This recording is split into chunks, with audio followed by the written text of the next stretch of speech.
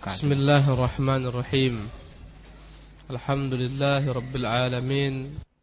Wassalatu wassalamu ala nabiyyina Muhammadin wa ala alihi wa ashabihi ajma'in.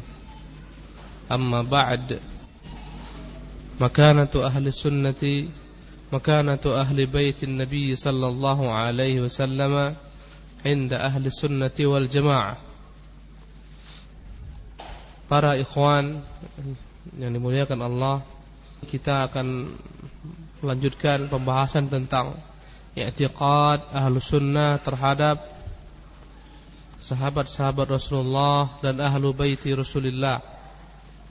Qala Syekhul Islam Ibn Taimiyah rahimahullah, wa yuhibbuna ahla baiti Rasulillah sallallahu alaihi wasallam wa yatawallawnahum ويحفظون فيهم وصية رسول الله صلى الله عليه وسلم حيث قال يوم غدير خم أذكركم الله في أهل بيتي. Berkata Syekhul Islam Ibn Taimiyah rahimahullahu ta'ala, dan mereka, yakni ahlu sunnah, mencintai ahlu baiti Rasulullah, keluarga Rasulullah sallallahu alaihi wasallam, wa yatawallawnahum, mereka memberikan loyalnya terhadap ahlu bait, wa yahfazuna fihim wasiyata Rasulillah, mereka senantiasa menjaga wasiat Rasulullah sallallahu alaihi wasallam terhadap kerabatnya. Haitsu qala yauma ghadiri kham, tatkala beliau berbicara, berpidato di Ghadir Kham, udzakkirukumullah fi ahli baiti, aku peringatkan kalian, takutlah kepada Allah dalam menjaga ahlu baitku, keluargaku. Perkataan Syekhul Islam Ibn Taimiyah ini adalah merupakan penjelasan tentang sikap ahlu sunnah wal jamaah, bahwasanya mereka senantiasa mencintai ahlu baiti Rasulullah. Ahlul bait di sini maknanya adalah sebagaimana dikatakan oleh Syekh Shalih Fauzan hafizahullah, hum alun nabi sallallahu alaihi wasallam alladzina harumat alaihimus sadaqah. Mereka adalah keluarga Nabi, kerabat Nabi yang haram memakan sedekah, makan zakat. Wahum alu Aliyin wa alu Ja'far wa alu Uqailin wa alu Al-Abbas wa alu Aqilin wa alu Al-Abbas wa Banu Al-Harith bin Abdul Muttalib wa azwajun Nabi sallallahu alaihi wasallam wa banatuh min ahli baiti. Adapun yang dimaksudkan dengan ahlu bait, mereka adalah keluarga Ali, anak keturunan Ali, keluarga Ja'far, anak keturunan Ja'far bin Abi Talib, alu Aqil, keturunan daripada Aqil bin Abi Talib, alu Al-Abbas, keturunan daripada Al-Abbas bin Abdul Muttalib, wa Banul Harith, dan anak-anak daripada Al-Harith bin Abdul Muttalib. Inilah dia ahlul bait. Kemudian istri-istri Nabi sallallahu alaihi wasallam juga tergolong ke dalam ahlul bait. Demikian pula seluruh putri-putri beliau sallallahu alaihi wasallam. Sebagaimana Allah Subhanahu wa taala berfirman, "Innama yuridullah yudhhib ankumur rijsa ahlul bait." Sesungguhnya Allah ingin menghilangkan dari kalian kekejian wahai ahlul bait. Surah Al-Ahzab ayat 33, di mana Allah Subhanahu wa taala dalam ayat yang mulia ini berbicara tentang istri-istri Rasulullah sallallahu alaihi wasallam. Perintah agar mereka patuh kepada Allah, patuh kepada Rasulnya, dan seterusnya. Ini menunjukkan bahwasanya istri-istri Nabi adalah ahlul bait, bukan sebagaimana yang diklaim oleh orang-orang Rafidhah Syiah, istri-istri Nabi di luar daripada ahlul bait. Ahlul bait hanyalah Ali dan keturunannya, Ali dan Fatimah serta keturunan daripada keduanya. Itu ahlul bait menurut paham mereka. Ya, Ahlus Sunnah menyebutkan ahlul bait mereka yang tadi kita sebutkan. Antaranya adalah istri-istri Nabi sallallahu alaihi wasallam. Maka sikap Ahlus Sunnah, mereka senantiasa memuliakan, menghormati ahlul bait. Karena menghormati mereka, memuliakan mereka adalah bagian daripada memuliakan Nabi sallallahu alaihi wasallam. Karena Allah Subhanahu wa taala telah memerintahkan kepada kita untuk memuliakan ahlul bait. Allah perintahkan nabinya yang mulia berkata kepada kaumnya, "Qul la as'alukum alaihi ajran." Katakan wahai Muhammad, aku tidak menuntut dari kalian upah dengan dakwahku ini, illal mawaddata fil qurba, kecuali kecintaan kalian terhadap al-qurba, kerabat-kerabat. Maksudnya di sini adalah kerabat beliau sallallahu alaihi wasallam. Jadi kata Allah, qul, katakan. Kepada siapa ayat ini? Kepada Muhammad. Katakan wahai Muhammad, la as'alukum alaihi ajra, tidaklah aku menuntut dari kalian ganjaran atau upah dengan dakwahku ini, illal mawaddata fil qurba, kecuali kecintaan kalian kepada kerabat-kerabatku. Dalam surat Asy-Syura ayat 23. Masih banyak lagi keterangan dari sunnah Nabi mulia sallallahu alaihi wasallam tentang perkara ini. Alhamdulillah. Tetapi ini dengan catatan. Kata Syekh Saleh Al-Fauzan, wa dzalika idza kanu muttabi'ina lis-sunnah. Kecintaan kita kepada mereka, ketulusan kita memuliakan mereka dengan syarat kalaulah mereka seluruh keturunan Ali, Ja'far, Al-Abbas dan lainnya mengikuti sunnah, mustaqimina 'alal millah, kalaulah mereka istiqamah menjalankan agama, kama kana alaihi salafuhum, sebagaimana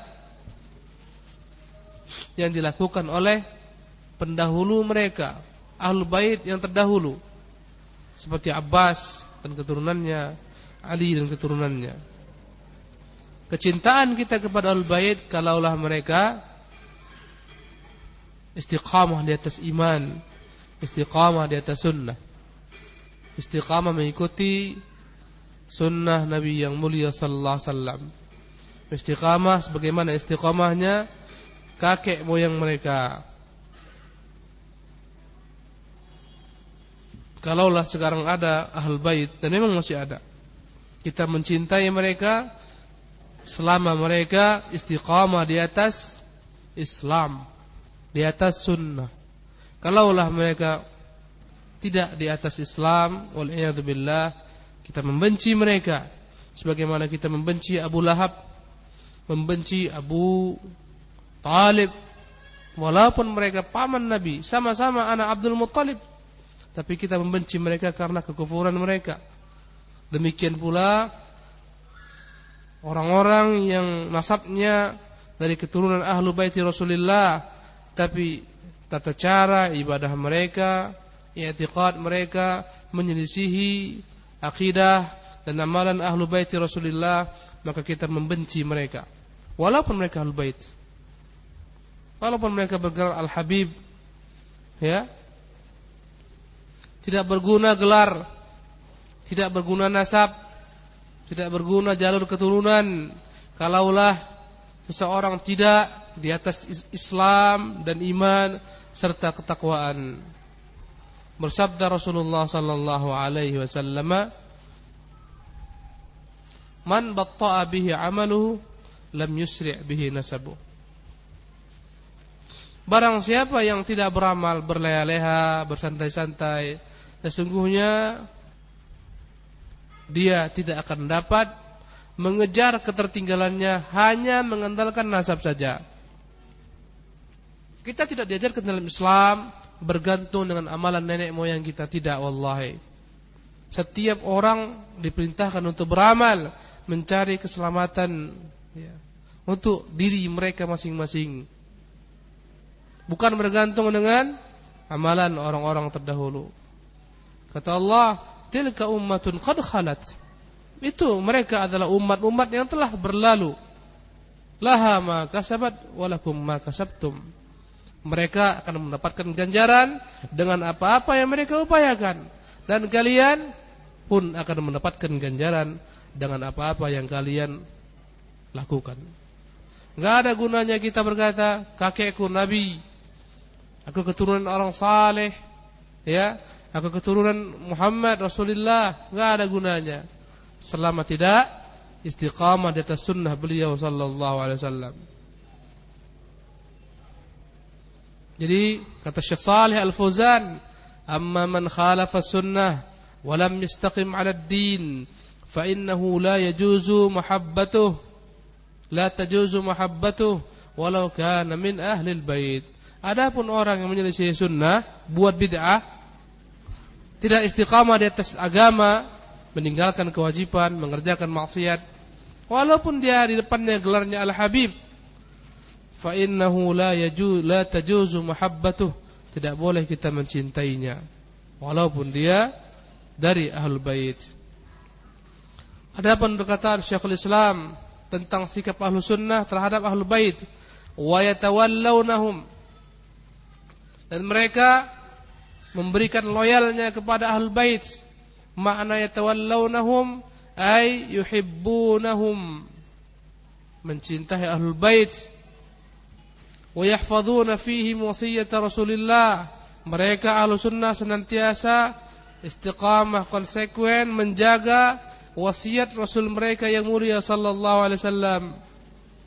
Mereka mengamalkan wasiat tersebut, menerapkannya. Haitsu qala yauma ghadiri kham, tatkala beliau sallallahu alaihi wasallam pulang dari Makkah menuju Madinah pada waktu haji wada, singgahlah Rasulullah di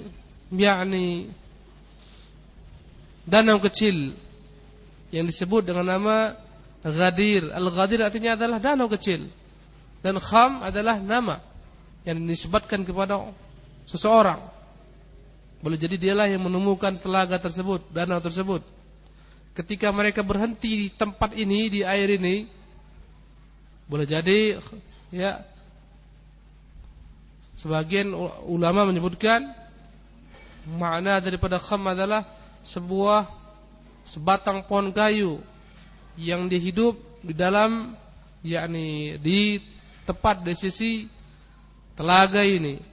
Intinya ketika Rasulullah pulang dari haji wada, Rasulullah berhenti di tempat ini, Ghadir Kham, kemudian dia memberikan kepada para sahabat pesannya. Apa pesannya? Udzakirukumullah fi ahli baiti, kuingatkan kalian. Udzakirukumullah, kuingatkan kalian, hendaklah bertakwa kepada Allah dalam menjaga ahlu baitku, menjaga keluarga-keluargaku, memberikan hak mereka, memuliakan mereka, menghargai mereka. Ini perintah kepada para sahabat untuk memuliakan ahlu baiti Rasulullah sallallahu alaihi wasallam. Sampai-sampai Umar radhiyallahu taala anhu datang kepada Ali meminta anaknya yang bernama Ummu Kalthum. Ketika itu Ummu Kalthum masih kecil, meminta Umar kepada Ali agar menikahkan putrinya Ummu Kalthum. Apa kata Umar? Demi Allah, aku ingin agar aku mendapat kemuliaan menikah dengan salah seorang daripada ahlu baiti Rasulullah, mendapatkan kemuliaan ahlu bait. Maka berkata ketika itu Ali, akan kukirim kau padanya, jika engkau rela maka dia jadi istrimu. Nah, akhirnya dinikahi oleh Umar bin Khattab radhiyallahu taala. menunjukkan kemuliaan nasab Ahlul Bait. Subhanallah. Sampai-sampai ketika akan datang menaklukkan kota Makkah, Abbas berupaya melindungi Abu Sufyan.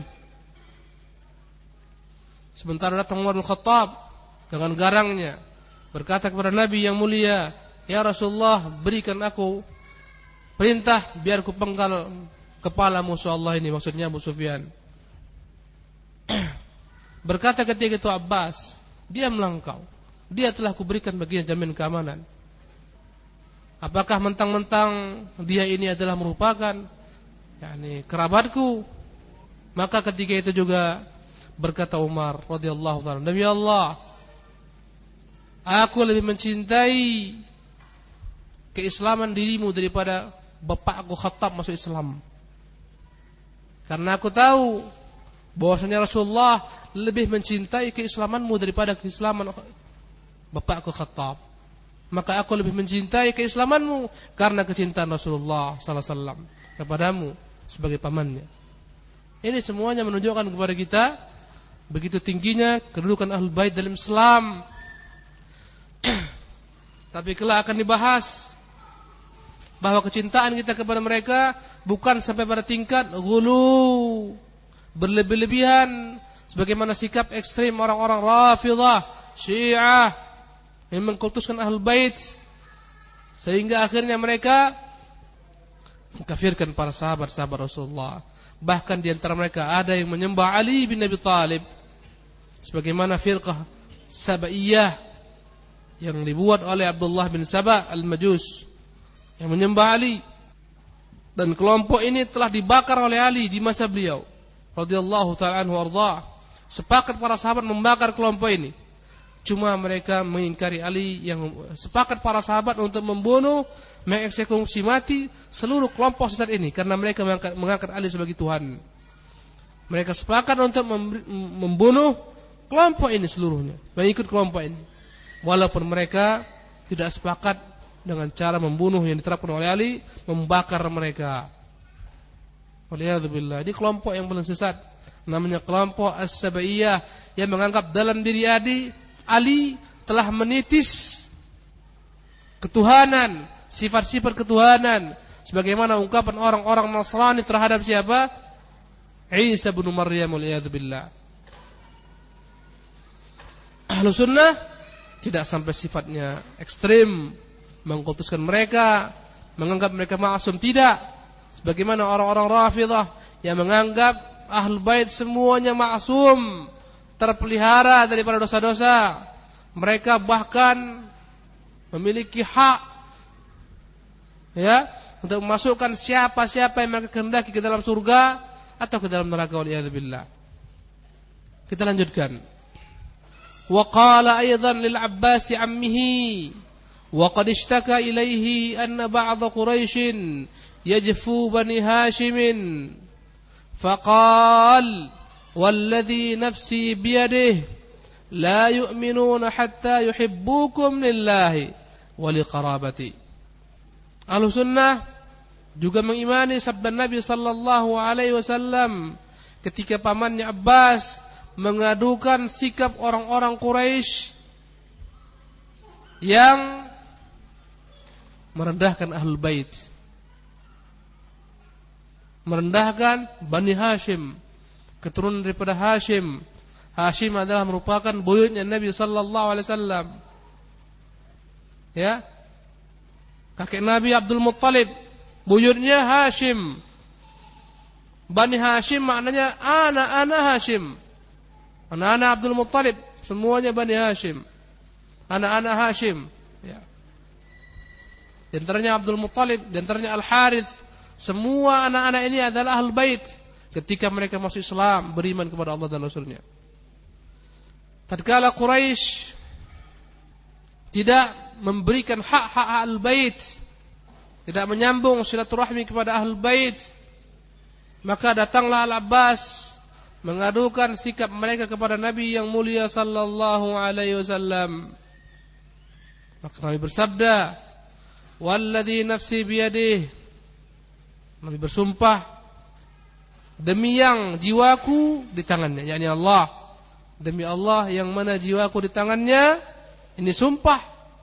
Ya.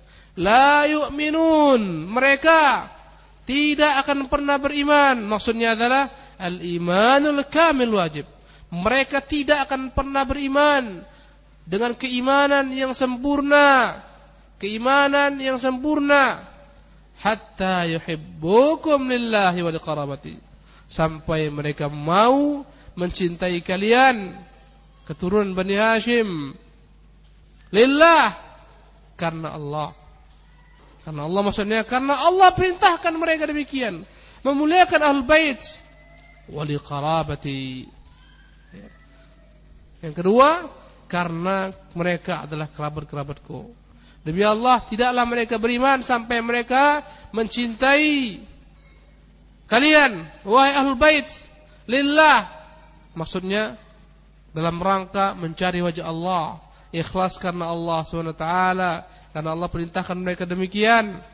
Yang kedua, wali qarabati, karena mereka adalah kerabat-kerabatku, kata Rasulullah sallallahu alaihi wasallam. Jadi karena dua hal. Yang pertama, mencintai mereka karena itu adalah merupakan ibadah. Dan kita demi Allah beribadah dengan mencintai sahabat-sahabat Rasulullah dan ahlu baiti Rasulullah.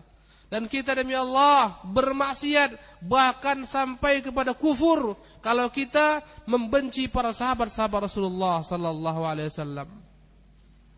Karena kita membenci mereka, apalagi mengkafirkan mereka, sama dengan mendustakan firman Allah Subhanahu wa taala yang telah meridai mereka, yang telah memberikan terhadap mereka rekomendasi dalam kitabnya yang mulia, dalam banyak ayat tentang orang-orang muhajirin dan ansar. Ya, maka kita beribadah dengan mencintai mereka kepada Allah Subhanahu wa taala. Yang pertama. Dan yang kedua, kita cintai mereka karena kekerabatan mereka dengan Rasulullah sallallahu alaihi wasallam. Mencintai mereka berarti mencari keridhaan Rasulullah sallallahu alaihi wasallam dan memuliakan beliau sallallahu alaihi wasallam.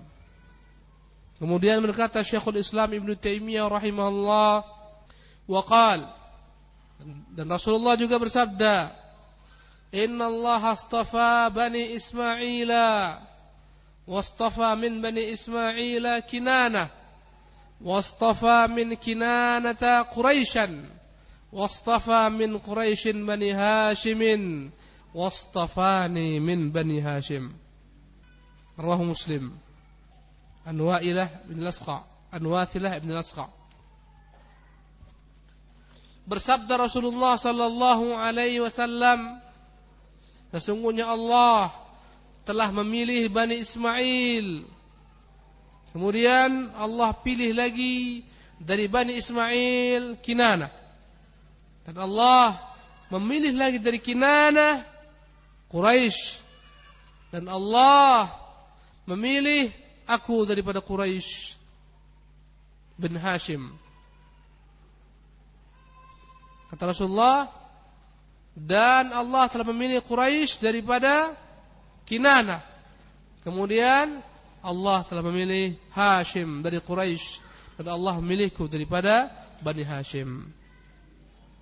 Berkata Rasulullah sallallahu alaihi wasallam, Inna Allah astafa, sesungguhnya Allah telah memilih Bani Ismail, anak-anak Ismail bin Ibrahim Al-Khalil alaihi wassalatu wassalam. Allah telah memilih, memuliakan Bani Ismail, anak-anak keturunan Ismail bin Ibrahim. Kemudian Allah pilih lagi daripada Bani Ismail Kinanah. Kinanah adalah nama satu kabilah yang berasal daripada kakek moyang mereka bernama Kinanah bin Khuzaimah. Wastafa min Kinanah Quraisyan. Dan Allah telah memilih pula dari Kinanah ini suku Quraisy. Wahum auladu Mudhar bin Kinanah. Quraisy adalah anak-anak Mudhar bin Kinanah. Wastafa min Quraisyin Bani Hashim. Kemudian Allah pilih lagi dari semua Quraisy Bani Hashim bin Abdi Manaf. buyutnya Nabi sallallahu alaihi wasallam. Wastafani min Bani Hashim, dan Allah telah memilih aku dari Bani Hashim. Beliau Allah pilih daripada Bani Hashim, Muhammad bin Abdullah bin Abdul Muttalib bin Hashim bin Abdi Manaf bin Qusay bin Kilab bin Murrah bin Ka'ab bin Lu'ay bin Ghalib bin Fihr bin Malik bin Nadhr bin Kinanah bin Khuzaimah bin Mudrika bin Ilyas bin Mudar bin Nazar bin Ma'ad bin Adnan.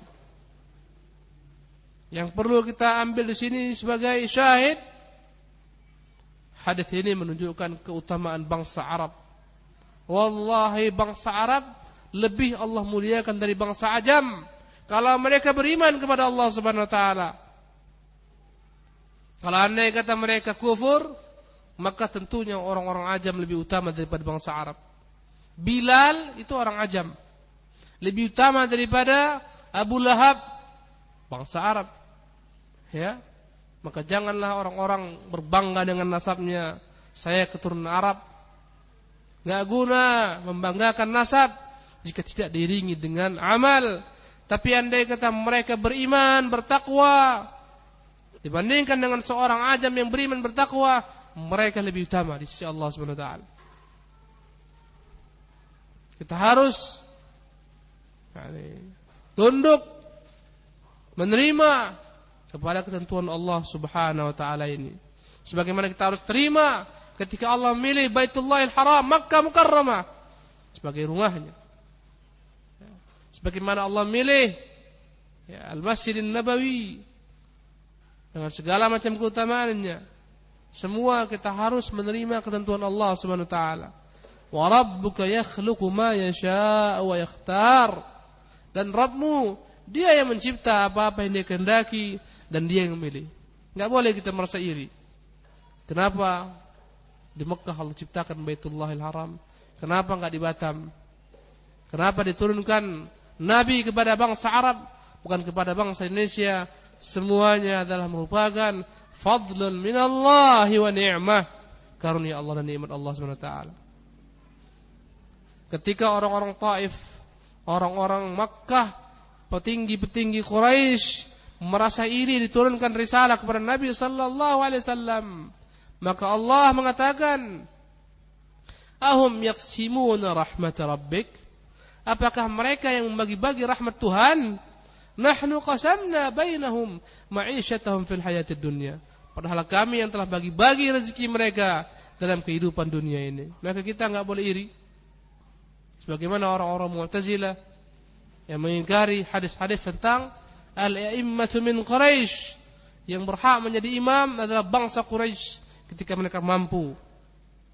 Yang menjadi khalifah adalah bangsa Quraisy ketika mereka memiliki kemampuan. Hadis ini menunjukkan keutamaan bangsa Arab. Wa anna Quraisyan afdalul Arab. Dan hadis ini menunjukkan bahwasanya Quraisy suku Quraisy seutama-utama bangsa Arab. Kemudian wa anna Bani Hashimin afdalul Quraisy. Sesungguhnya Bani Hashim yang paling mulia di antara seluruh Quraisy. Wa anna Rasulullah sallallahu alaihi wasallam afdalu Bani Hashim. Dan di antara seluruh anak keturunan Hashim, cucu beliau, cicit beliau, Nabi sallallahu alaihi wasallam yang paling utama. Fahuwa afdalul khalqi nafsan wa afdaluhum nasaban. Maka Nabi adalah yang paling mulia nasabnya di seluruh alam raya ini. Yang paling mulia jiwanya, yang paling mulia nasabnya di seluruh jagat raya ini. Dan hadis ini menunjukkan keutamaan Bani Hashim, yang mana mereka adalah merupakan kerabat Rasulullah sallallahu alaihi wasallam. Kita lanjutkan. Tayyib. Makanatu azwajin Nabi sallallahu alaihi wasallam 'inda ahli sunnah wal jamaah. Topik berikutnya, kedudukan istri-istri Nabi sallallahu alaihi wasallam dalam pandangan ahlu sunnah wal jamaah. Naam. Wa yatawallawna azwajan Nabi sallallahu alaihi wasallam, ummahatil mu'minin. Berkata Syekhul Islam Ibnu Taimiyah, dan mereka, yakni Ahlus Sunnah, mencintai, menghormati, memuliakan, membela, apalagi maknanya, memberikan loyalnya kepada istri-istri Nabi sallallahu alaihi wasallam, ummahatil mu'minin. Mereka adalah ibu-ibu orang beriman. Istri Nabi semuanya adalah merupakan ibu-ibu kita, ibu-ibu orang beriman. Kenapa kita mencintai mereka, memuliakan mereka, menghormati mereka? Karena mereka ummahatil mu'minin. Mereka lah ibu-ibu orang-orang beriman. Sebagaimana kita wajib mencintai ibu kita, memuliakannya, ya, berbakti kepadanya, membelanya, memberikan kepadanya segala yang kita beri, segala yang kita punya, mencari keridhaannya, kecintaannya. Demikian pula kepada istri-istri Nabi yang mulia sallallahu alaihi wasallam. Kita muliakan mereka. Karena itulah seluruh istri-istri Rasulullah haram dinikahi oleh umatnya, karena mereka semua adalah ibu-ibu orang beriman. Setiap istri-istri Rasulullah setelah beliau meninggal, janda-janda Rasulullah setelah beliau meninggal, menjadi ibu orang-orang beriman sampai akhir hayat mereka. Haram dinikahi. Allah Subhanahu wa taala mengharamkan hal demikian kepada umat ini. Adapun yang berkaitan dengan hukum-hukum terhadap mereka dalam bermuamalah, sama hukumnya dengan bermuamalah dengan wanita-wanita ajnabiyah yang bukan mahram kita. Diharamkan berkeluar dengan mereka, diharamkan melihat mereka, diharamkan campur bau dengan mereka, dan seterusnya. Dari segi hukum ini, ya, walaupun mereka ibu-ibu kita, haram menikahi mereka, tapi ya, kita memperlakukan mereka sama dengan kita memperlakukan wanita-wanita yang ajnabiyah, yang bukan mahram kita. Dilarang berkhulwat, dilarang berduaan, dilarang bersapar dengan mereka, dan seterusnya. Allah Subhanahu wa taala berfirman, "An-nabiyyu aula bil mu'minina min anfusihim wa azwajuhu ummahatihim." Kata Allah, Nabi itu lebih utama dari diri-diri seluruh orang-orang beriman, dan istri-istrinya adalah merupakan ibu bagi mereka, ibu-ibu bagi mereka. Karena itulah Allah mengharamkan kita menikahi ibu-ibu kaum mukminin, istri-istri Rasulullah. Berfirman Allah Subhanahu wa taala dalam surah Al-Ahzab ayat yang ke-53, "Wa ma kana lakum an tu'dzu Rasulullah wala an tankihu azwajahu min ba'dihi abada. Inna dzalikum kana 'indallahi 'azima." Tidaklah layak bagi kalian untuk menyakiti Rasulullah, tidak pula untuk menikahi istri-istrinya setelah dia meninggal selama-lamanya. Sesungguhnya hal demikian di sisi Allah adalah merupakan dosa yang sangat besar sekali, perkara yang sangat besar sekali. Ini dalil menunjukkan haramnya menikahi ummahatil mu'minin. Adapun yang berkaitan dengan hukum dengan mereka dalam bermuamalah dan seterusnya, berkhulwat, sama dengan wanita-wanita ajnabiyah, di mana Allah berfirman kepada orang-orang beriman, "Wa idza sa'altumuhunna mata'an fas'aluhunna min wara'i hijab." Kalaulah kalian minta sesuatu kepada istri-istri Nabi, maka mintalah dari belakang hijab, dari belakang tabir, bukan langsung-langsung. Ini menunjukkan dalam masalah muamalah mereka sama dengan perempuan-perempuan ajnabiyah yang bukan mahram bagi seseorang. Jadi mereka adalah ummatul mukminin dalam hal keagungan mereka, hak-hak mereka, bukan dalam masalah mahramiyah, bukan dalam masalah mereka ummatul mukminin dianggap mahram bagi orang-orang beriman, tidak, Allah. Dan Rasulullah sallallahu alaihi wasallam ketika meninggal, beliau meninggalkan 9 orang istri sallallahu alaihi wasallam. Adapun istri-istri Rasulullah yang masih hidup ketika beliau meninggal ada 9 orang. Aisyah, Hafsah, Zainab binti Jahash, Ummu Salamah, Safiyah, Maimunah, Ummu Habibah, Saudah dan Juwairiyah. Inilah dia istri-istri Nabi sallallahu alaihi wasallam ketika beliau meninggal. Aisyah binti Bakar Siddiq, Hafsah binti Umar, Zainab binti Jahash, Ummu Salamah, Safiyah bin Huyai bin Akhtab, Maimunah, Ummu Habibah binti Abi Sufyan, Saudah binti Zam'ah dan Juwairiyah. Adapun Khadijah telah dinikahi oleh Rasulullah sallallahu alaihi wasallam sebelum beliau menjadi nabi. Dan Rasulullah tidak pernah menikahi wanita lain selama Khadijah radhiyallahu taala masih hidup sampai beliau mati. Setelah itu Rasulullah menikahi Zainab binti Khuzaimah Al-Hilaliyah. Tetapi tak berapa lama daripada masa pernikahan ini Zainab binti Khuzaimah meninggal dunia. Jadi pernah ada Rasulullah menikahi wanita yang dia meninggal ketika Rasulullah SAW masih hidup.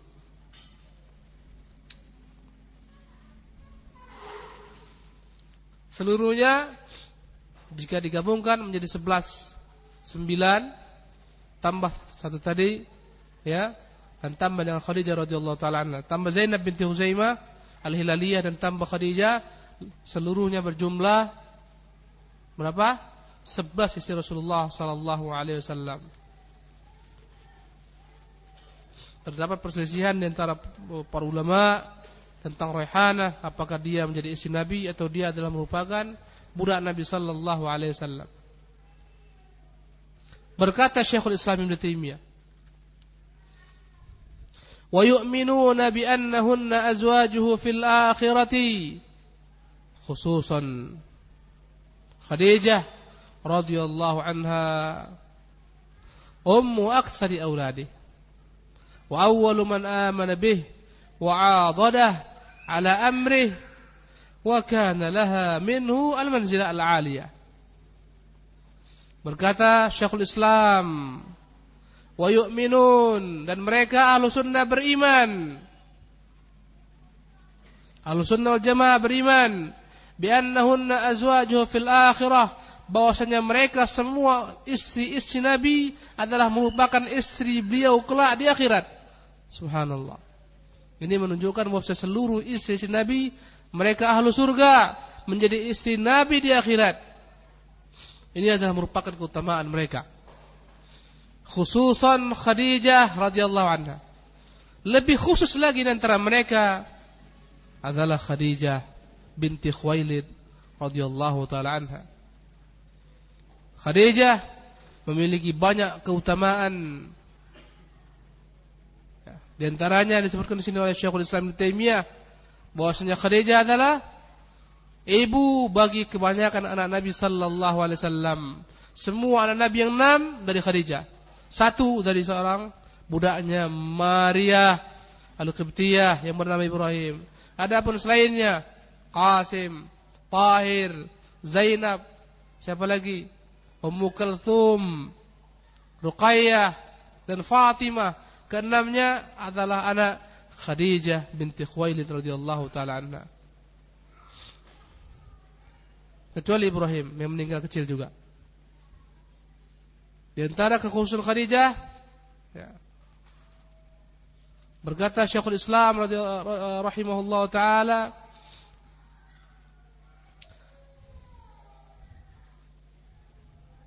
ummu aktsari auladi, dia adalah ibu dari kebanyakan anak Nabi sallallahu alaihi wasallam. Wa awwalu man amana bih, Dialah orang yang pertama kali beriman dengan Nabi sallallahu alaihi wasallam secara mutlak. Secara mutlak orang yang pertama kali beriman seluruhnya adalah dia. Ketika dirinci kelak dari golongan laki-laki Abu Bakar Siddiq, dari golongan anak-anak Ali bin Abi Thalib, dari golongan budak dan seterusnya. Tapi secara mutlak dialah yang pertama kali beriman. Subhanallah. Ini menunjukkan betapa tingginya tingkat kemuliaannya dalam Islam. Dia orang pertama kali beriman secara mutlak. Kemudian kata Syekhul Islam Ibnu Taimiyah, wa'adadahu ala amrih. Dialah orang yang membantu Nabi dalam segala macam perkara dakwah beliau sallallahu alaihi wasallam ketika beliau pertama kali menjadi nabi. Dialah yang mengorbankan semua hartanya untuk Nabi sallallahu alaihi wasallam. Dialah yang menghibur Nabi sallallahu alaihi wasallam ketika datang pertama kali wahyu kepada Nabi sallallahu alaihi wasallam. Tergopoh-gopoh Rasulullah lari menuju rumahnya.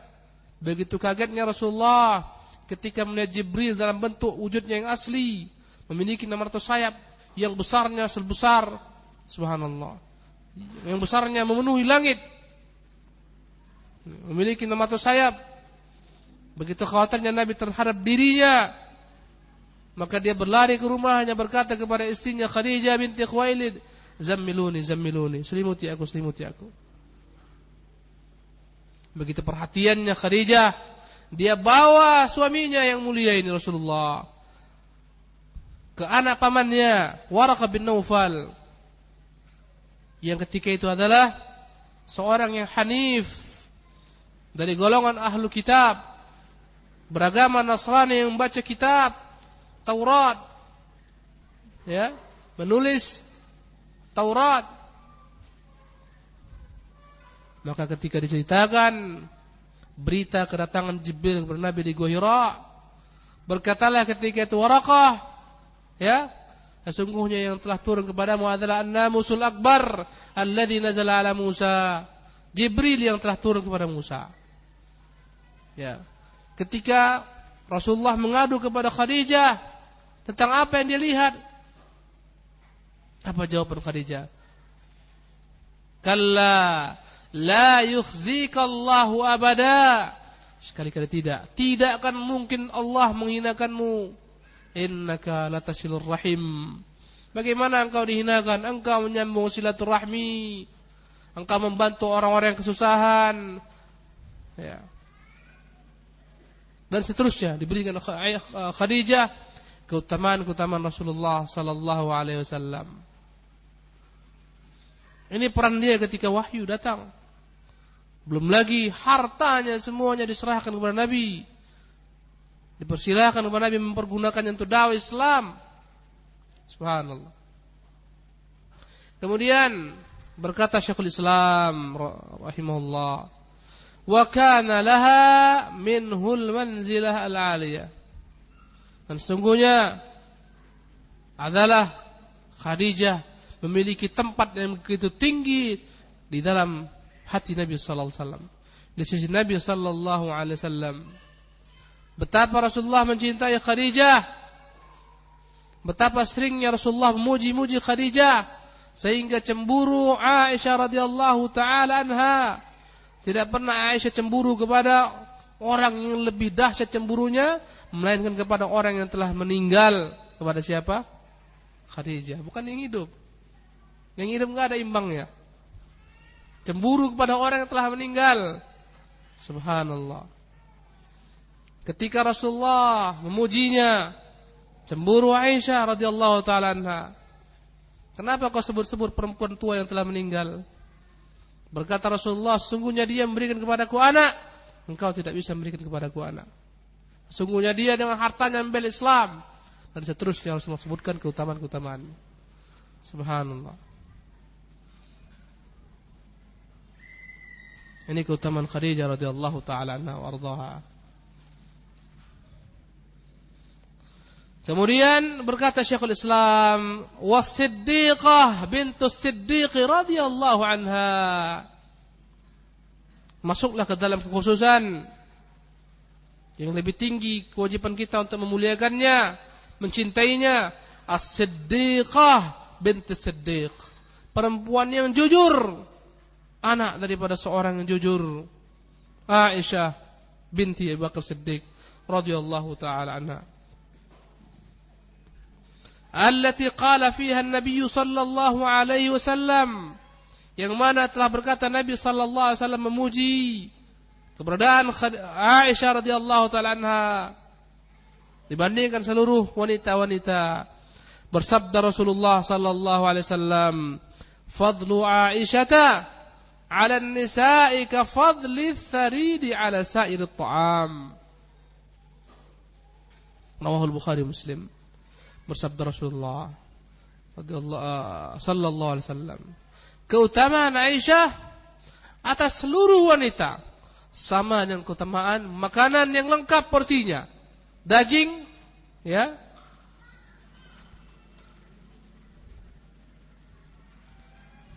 yang dicampur dengan roti, ya. Ats-tsarid adalah makanan yang diolah oleh bangsa Arab, yang dalamnya ada dagingnya, dalamnya ada kuah dicampur dengan roti, ya. Namanya tsarid. Dan ini adalah makanan favorit bangsa Arab karena dia mengumpulkan semua kebaikan. Sebaik-baik makanan bangsa Arab adalah makanan ini. Karena yang namanya roti adalah merupakan makanan terbaik dari gandum yang mereka miliki. Ya. Adapun daging, laham adalah merupakan lauk yang paling baik menurut mereka. Bangsa Arab pada masa Rasulullah menganggap makanan yang paling diridhai, yang paling disukai, digemari, yang paling mewah adalah ats-tsarid, gabungan daripada roti dan daging. Maka Rasulullah sallallahu alaihi wasallam mengutamakan Aisyah radhiyallahu taala anha dibandingkan seluruh wanita sama dengan keutamaan yakni makanan favorit ini yang mengumpulkan segala macam bentuk kenikmatan, segala macam bentuk makanan. Maka induknya yang paling lezat adalah roti dalam bangsa Arab, karena mereka punya gandum diadon menjadi roti. Itu makanan yang paling mereka senangi. Adapun lauk yang paling mereka senangi adalah daging. Kalau berkumpul dua-dua ini disebut dengan nama ats-tsarid. Makanan inilah yang paling favorit. Makanya Aisyah dianggap memiliki keutamaan lebih dibandingkan semua wanita. Dia mengumpulkan semua kebaikan, sebagaimana ats-tsarid mengumpulkan semua makanan yang paling lezat.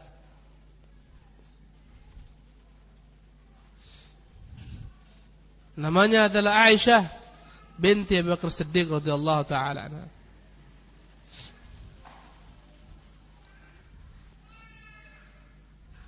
Aisyah adalah istri yang paling dicintai Nabi sallallahu alaihi wasallam. Subhanallah. Bertanya Amr bin As kepada Nabi sallallahu alaihi wasallam, "Man ahabbun nasi ilaik?" Siapa orang yang paling kau cintai? Berkata Rasulullah, "Aisyah radhiyallahu taala anha warḍaha." Berkata Amr, "Maksudku dari golongan pria." Berkata Rasulullah, "Abuha," bapaknya. "Tsumma man?" Siapa lagi setelah itu? Berkata Rasulullah, "Umar bin Khattab radhiyallahu taala anhu." Ya. Maka setelah itu diamlah Amr bin As. Amr khawatir jika ditanya Rasulullah menyebutkan orang-orang lain dan namanya enggak disebutkan oleh Rasulullah sallallahu alaihi wasallam. Dia takut jika tanya siapa lagi? Si fulan. Siapa lagi si fulan? Namanya enggak masuk. Makanya dia diam di situ. Radhiyallahu taala anhu warda.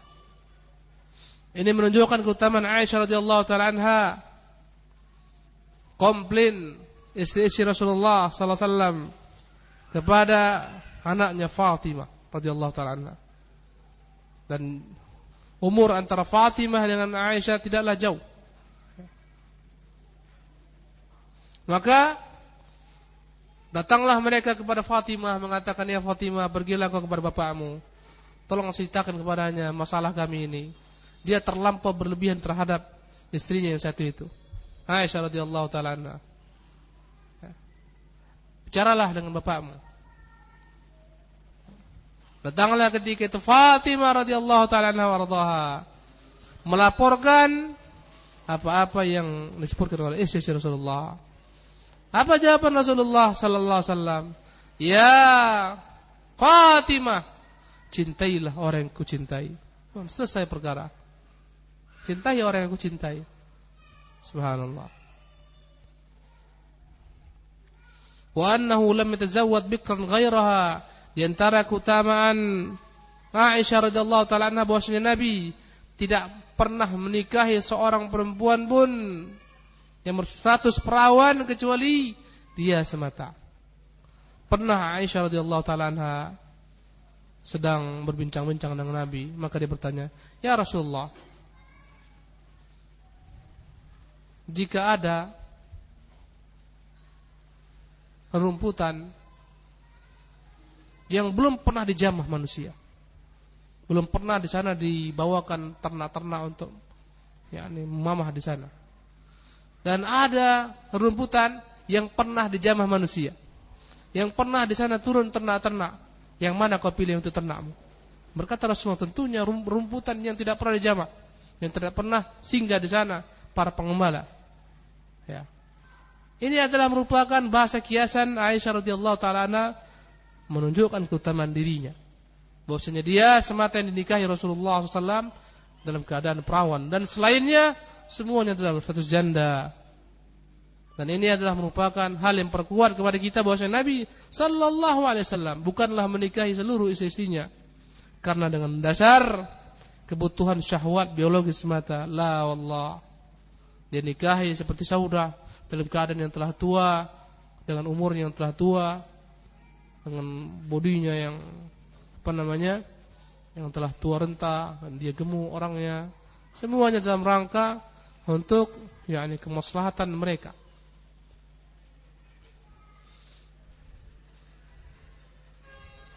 Sebagaimana ungkapan orang-orang orientalis, orang musuh-musuh Islam yang mengatakan Nabi menikahi perempuan-perempuan yang banyak karena kebutuhan biologisnya yang meluap-luap, dan kata-kata yang melecehkan lainnya. Padahal nabi-nabi mereka, nabi-nabi Bani Israel banyak memiliki istri, lebih banyak daripada Rasulullah. Sulaiman 200-300 lebih istrinya. Daud 100 istrinya. Banyak istrinya, lebih banyak daripada Rasulullah sallallahu alaihi wasallam.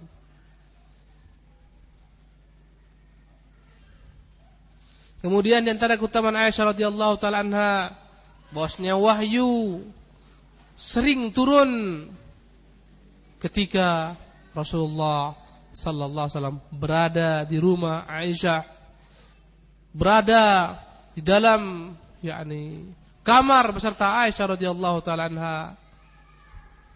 Di antara keutamaannya bahwasanya Allah sucikan namanya dari atas langit ketujuh ketika dia digunjing, difitnah, berselingkuh dengan Safwan bin Mu'attal radhiyallahu taala anhu. Allah sucikan dari langit ketujuh langsung.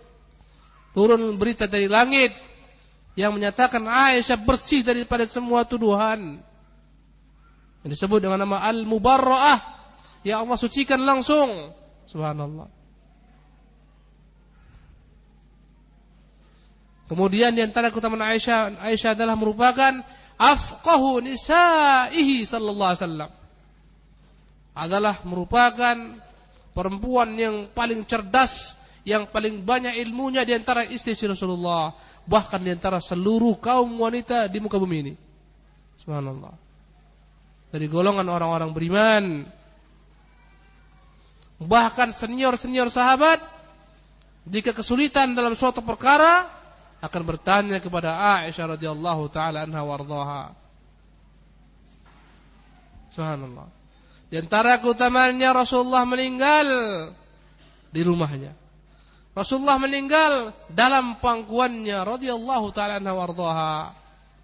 Akhir hayat Rasulullah minta agar Aisyah menggigitkan untuknya siwak. Maka Aisyah mengambil kayu siwak, dia gigitkan, dia leburkan, kemudian dia berikan kepada Rasulullah SAW. Itulah siwak terakhir yang Rasulullah gunakan, bercampur antara ludah Aisyah radhiyallahu taala anha dengan ludah Rasulullah sallallahu alaihi wasallam. Subhanallah.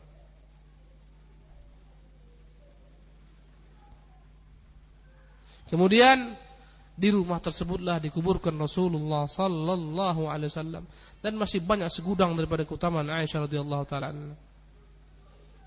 Karena banyaknya keutamaannya, berselisihlah al-sunnah mana lebih utama, Khadijah apakah Aisyah. Sebagian mengatakan Khadijah dengan hartanya, dengan bantuannya dalam awal-awal dakwah dan seterusnya. Sebagian mengatakan Aisyah dan seterusnya. Yang rajih, mana yang rajih kira-kira? Khadijah atau Aisyah?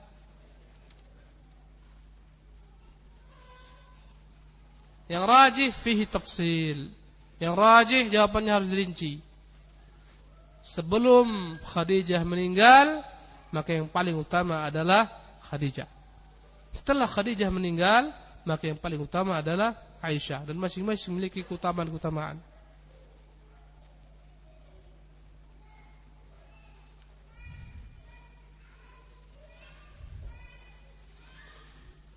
Di antara keutamaan Aisyah, berkata Rasulullah, keutamaan Aisyah di atas seluruh wanita sama dengan keutamaan al-tharid dibandingkan dengan semua makanan. Allahu Akbar. Ya. Begitu mulianya Aisyah radhiyallahu taala anha dalam pandangan ahlu sunnah. Tapi innalillah, betapa hinanya dalam pandangan ahlu bid'ah. Orang-orang Rafidah sampai saat ini masih menganggap Aisyah berselingkuh, berzina, waliyadzubillah, dengan Safwan bin Mu'attil, yang mereka terima berita orang-orang munafik. Allah mereka dustakan. Karena itulah ya, seorang ahli tafsir Ibnu Katsir, Abul Fida Ismail Ibnu Katsir, mengkafirkan mereka karena mereka mendustakan ayat yang mensucikan Aisyah radhiyallahu taala anha. Subhanallah. Ada dalam sini itu ikhwan, khutbah mereka, ceramah mereka yang menghujat Aisyah radhiyallahu taala anha, menghinakannya, melecehkannya. Bodohnya mereka, dungunya mereka. Mereka menghina Aisyah sama dengan menghina siapa? Rasulullah sallallahu alaihi wasallam, karena dia adalah istri Rasulullah. Dan mustahil sekali Rasulullah SAW mendapatkan istri seperti itu. Waliyadzubillah. Kalaulah yakni benar apa yang mereka katakan. Tapi orang-orang Syiah, berkata Syekh Islam Ibnu Taimiyah, kalaulah mereka itu binatang, mereka adalah binatang yang paling dungu. Yakni apa? Himar, keledai. Kalaulah mereka itu burung-burung, mereka adalah burung-burung pemakan bangkai yang hanya tahu yang busuk dan bau saja, yang hanya hinggap di tempat yang busuk saja. Waliyadzubillah. Itulah orang-orang Rafidah.